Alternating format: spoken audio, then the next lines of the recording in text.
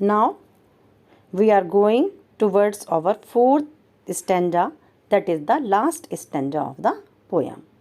In the previous stanzas, we have read about the miserable condition of the poor, miserable condition of the slum children, and the poet has told us about a very decaying classroom also. The classroom is dark, the color of the walls is decaying. Walls have been decorated with the portraits of Shakespeare, list of donors, buildings with domes, beautiful valleys, and the world map. But all these things are quite meaningless for these children. In the fourth stanza, he urges pupil to give them brightness in their lives. So, the last stanza of the poem. Unless जब तक नहीं governors here means the officials of the governor, जब तक कि सरकार के जो अधिकारी हैं, इंस्पेक्टर्स जो स्कूल्स को इंस्पेक्ट करते हैं,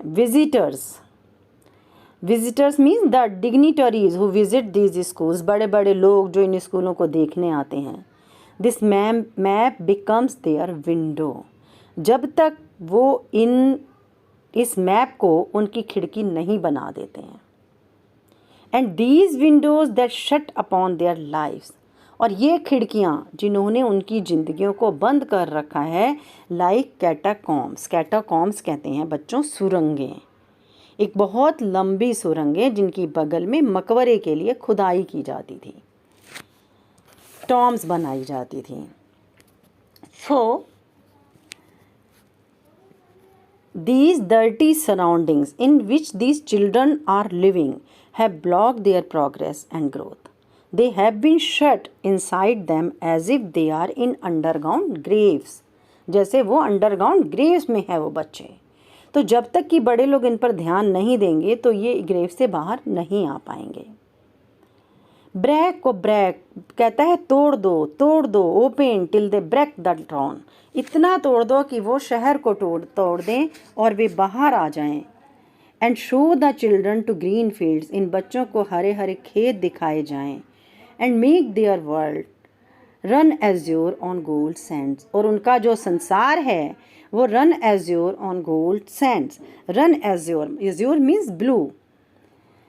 वो इन झोगड़ी झोपड़ियों को बंद कर दें और इन्हें तोड़ दें ताकि वो संसार में अपना स्थान बना पाएँ. उनका संसार गोल्ड सैंड चमकीले रेत पर रन एज्योर नीला दिखे, एक स्वतंत्र एक खूबसूरत एटमॉस्फेयर ये बच्चे पा पाएँ. The poet wishes the children to break the shackles of slum so that they can come out of their dirty surroundings into an open area of freedom.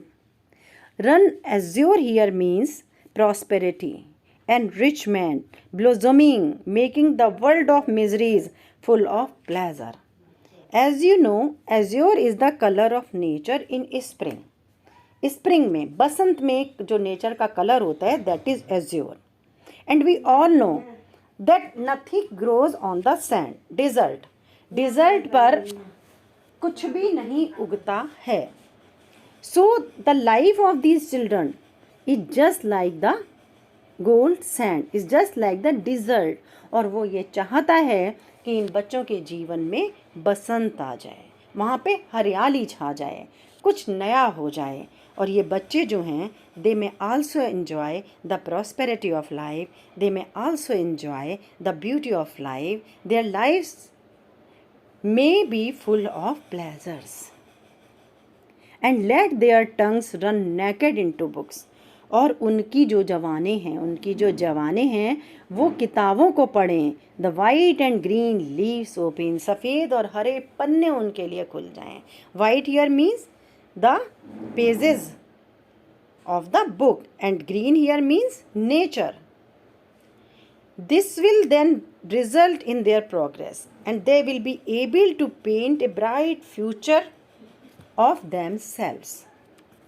History theirs, इतिहास उनका होता है whose language is the sun, जिनकी भाषा सूर्य होती है, यानी कि जो स्वतंत्र और चमकीली भाषा में अपने विचार प्रकट कर पाते हैं.